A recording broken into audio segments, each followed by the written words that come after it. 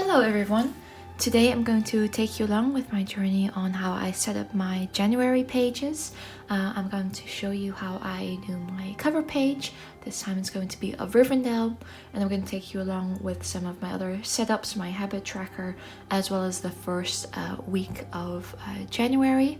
Then in another video I'm going to show you my coloring process of the other 2 weeks. So I hope you enjoy, and let's go!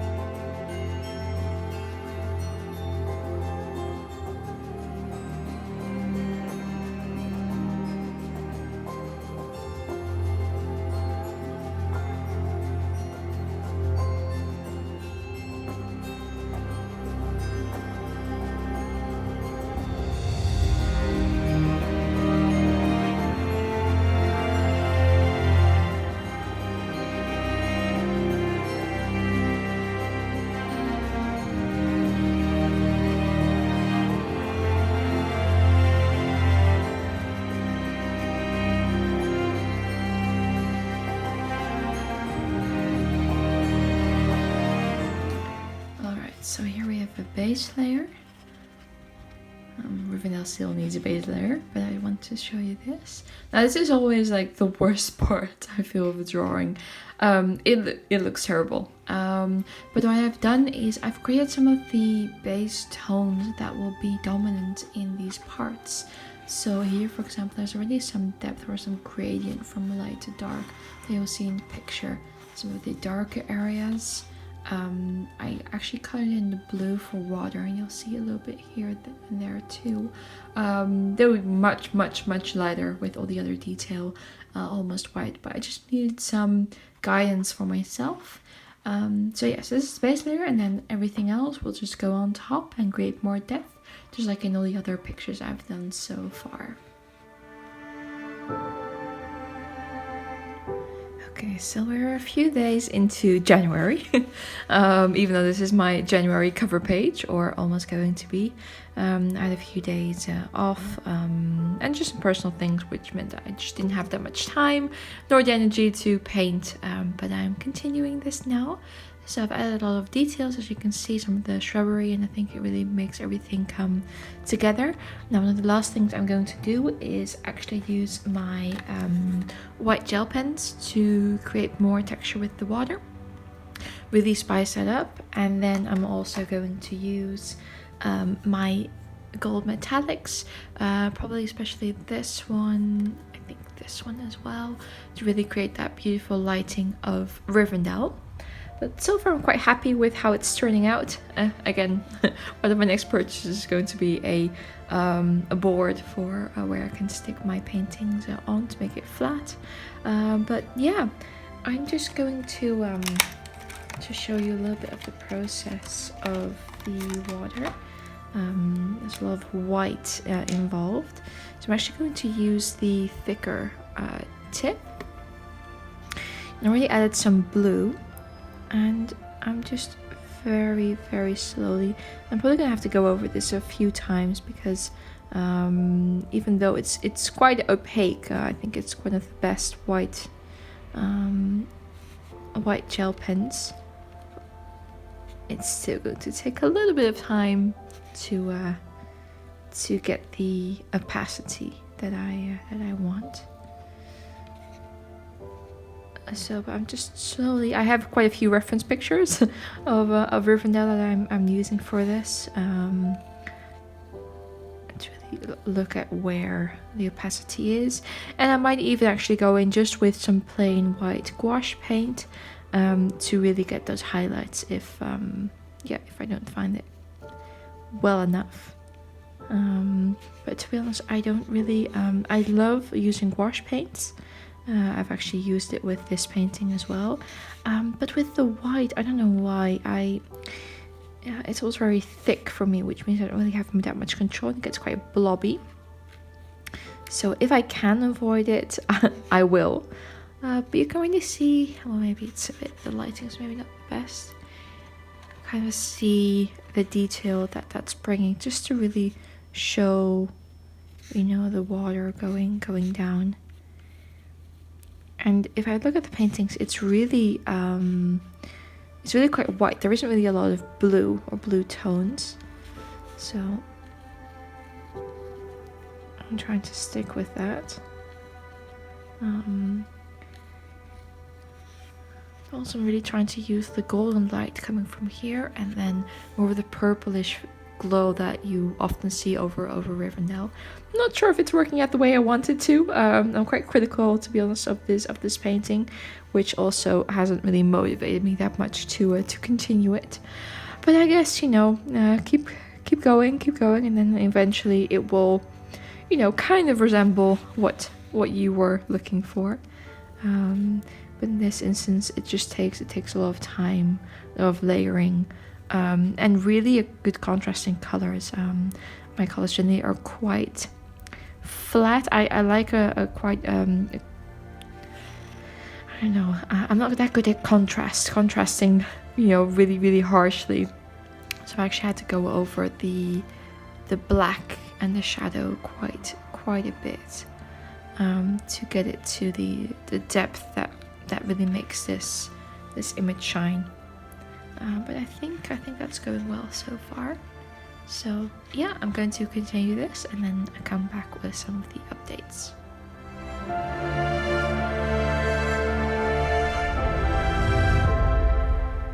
And here we have the final Rivendell. It's extremely shiny, which I love.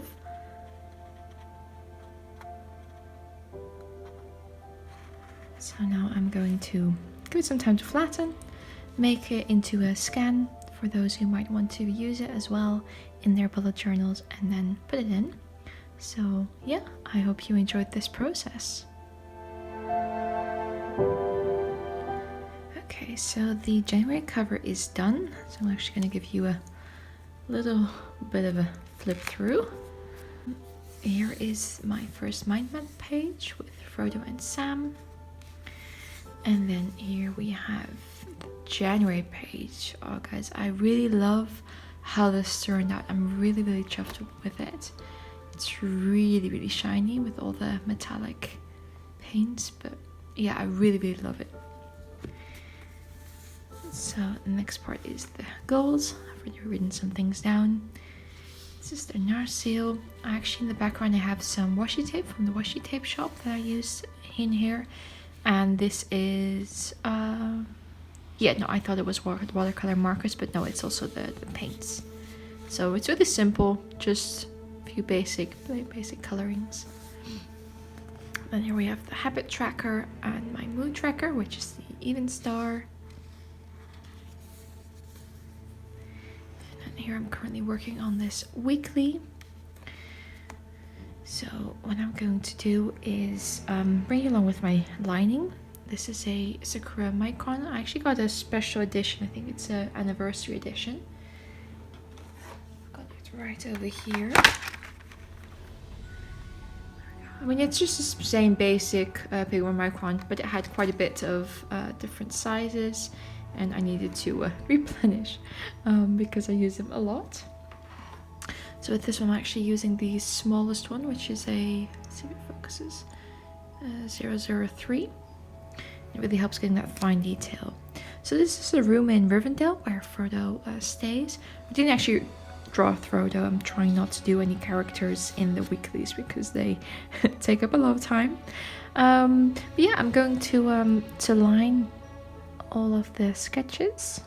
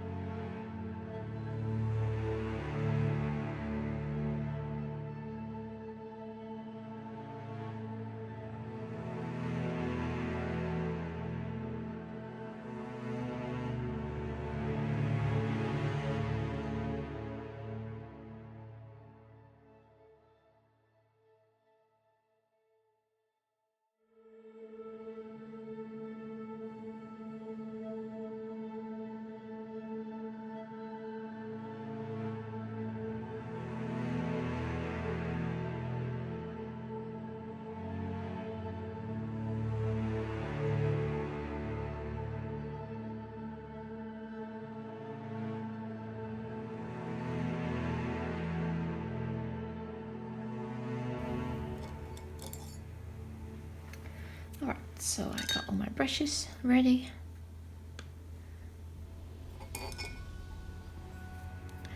First, what I'm gonna do, according to the reference I have, the room is quite a yellowish, yellow color, and then the outside, I'm probably first gonna do just a little bit of again, like a base layer of color, and then actually the outside, just dapping some, you know, foliage there, and then start on the rest. But then I kind of get a feeling of the depth that I need. So hopefully I will get the color I need right immediately. And this will be a very light.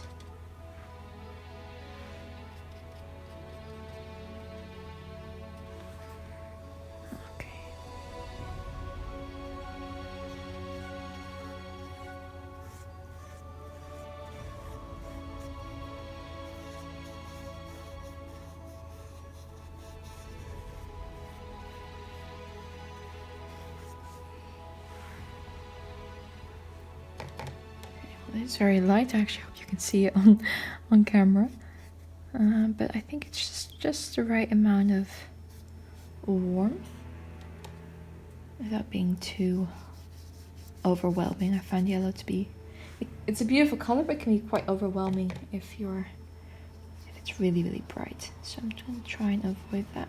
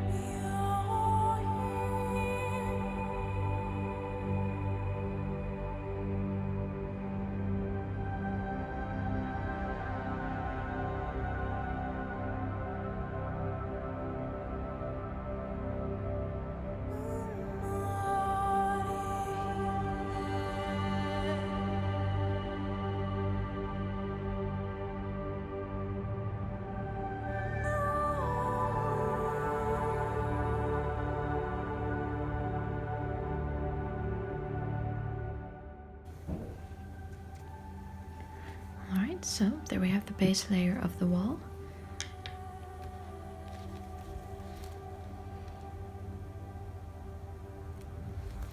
Now, if you're curious what my color palette looks like at the moment, it's not very aesthetically pleasing, but this is what it looks like. I haven't actually changed any of the colors since I started this whole setup. And then I mean the entire bullet journal setup. I think I've mentioned before, I really enjoy, you know, or I really want to reuse my paints, because especially with gouache and watercolor paints, you know, a little goes such a long way and they're activated so quickly that I really, you know, use it as much as I possibly can to, you know, save some paint, but also, you know, I just find it a bit wasteful to start afresh new. But you know, that's why it might not be in the frame, but it's that's also why. Okay, so what I'm going to do is I'm going to actually base layer everything in this image and then come back to show you how I do some of the detail. Okay, so now we have our lovely base layer, and I'm just going to add shadows, and the way I'm doing it is actually adding like the base color and then just a tiny bit of gray or brown depending on the situation, and then I'm just really softly going to go in and bring shadows. Now I think with shadowing it generally takes me a little bit of time, and I'm just going as slowly as I can because I don't want things to be too harsh, but this is the part where, you know, it takes a lot of time, but in the end it's going to be worth it. So as you can see, I'm just softly tapping in the color. I have my reference picture, but also just thinking about, you know, where would you usually find shadows? Where would they appear?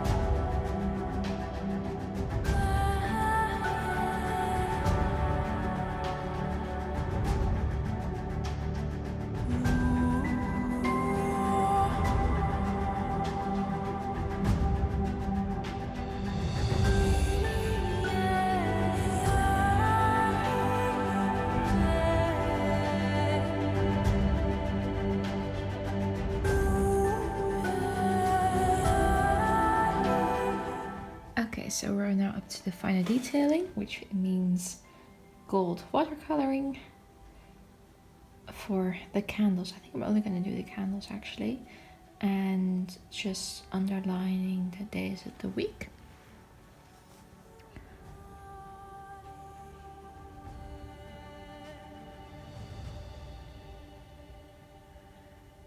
I'm trying to get a flame shape in there.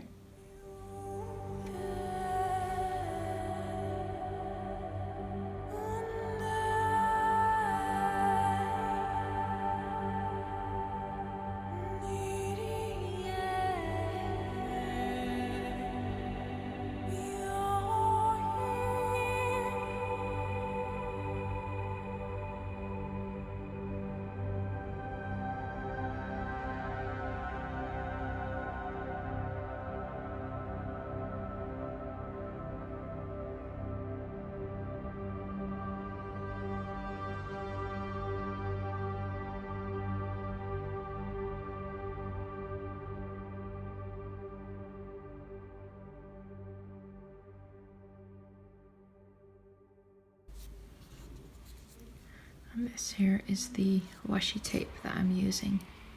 It's absolutely so stunning. It's gorgeous. And I really felt that the purple, the butterflies, there's even a little girl on here that you can't see at the moment. I just got such Rivendell vibes. So, yeah.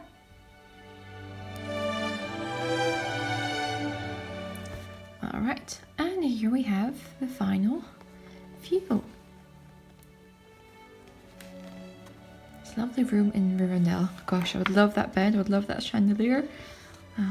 But yeah, I hope you enjoyed this week, and then next week I'm going to show all the other weeks.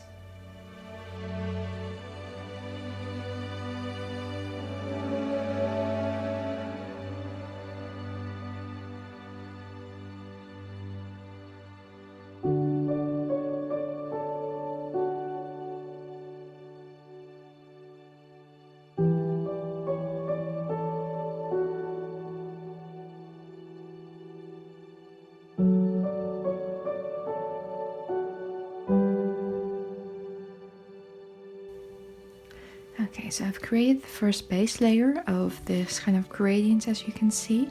In the reference pictures there was light coming from here and light coming from here, and the rest is all kind of blue greenish, so I've decided to go with a little bit more purple. It looks a bit weird now, but actually all the other things are going to be a lot darker, so I want to have this base layer in first and then darken things up, and things should look, I think, hopefully quite good. I'm actually going to keep and do Arwen and Aragon at the very last.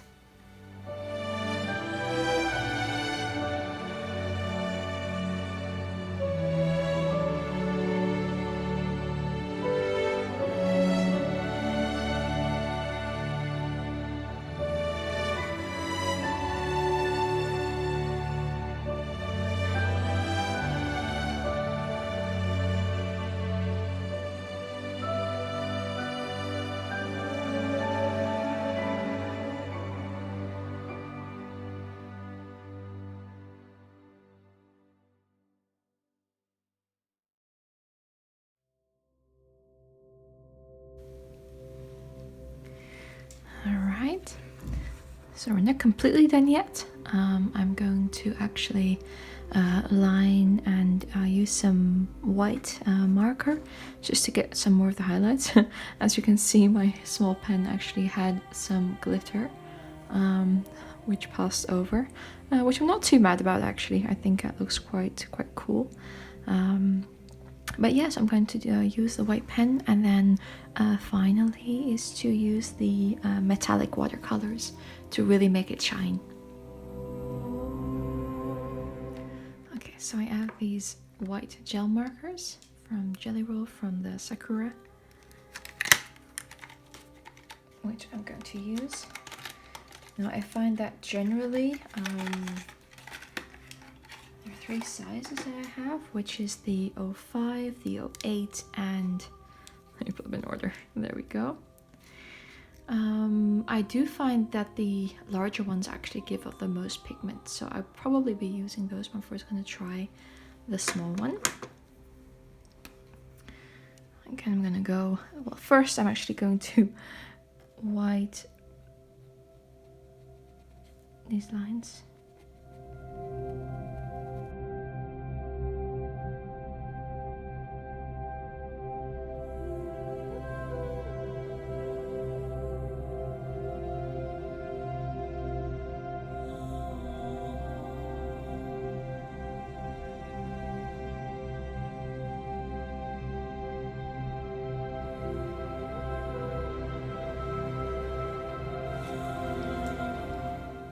That makes a huge difference already. I'm going to try not to go over that side again because you do have to let them dry quite a bit.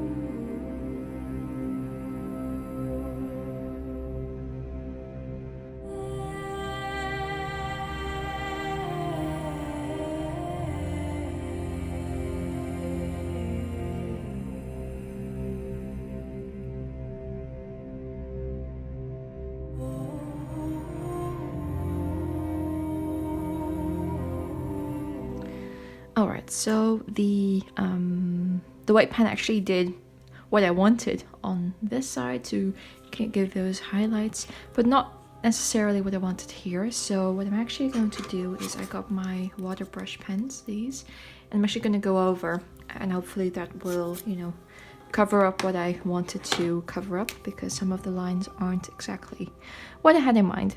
So just another way how I fix things.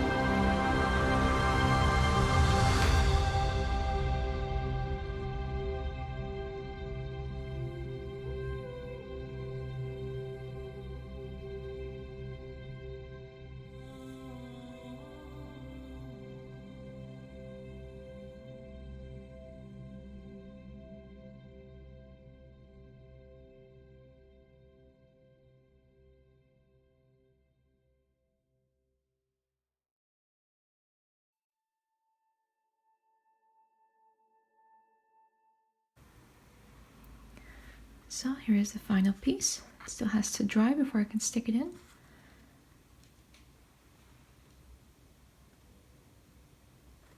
I'm very happy how it turned out.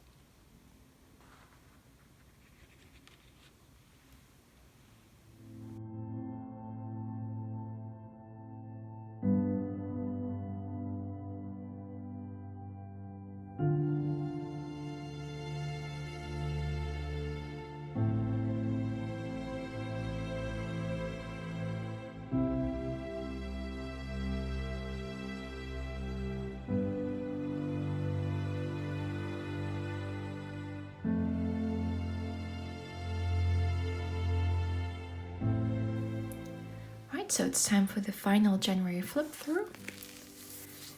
Here we have our cover page, our monthly goals, the habit and mood tracker. Our first week of January. I'll skip the next few pages because you'll see them in the next video. And then here we have the final mind map page with Arwen and Aragon. So yeah, I hope you enjoy. Please like and subscribe for this video. That will help me out a lot. And I'll see you in the next video. Bye bye.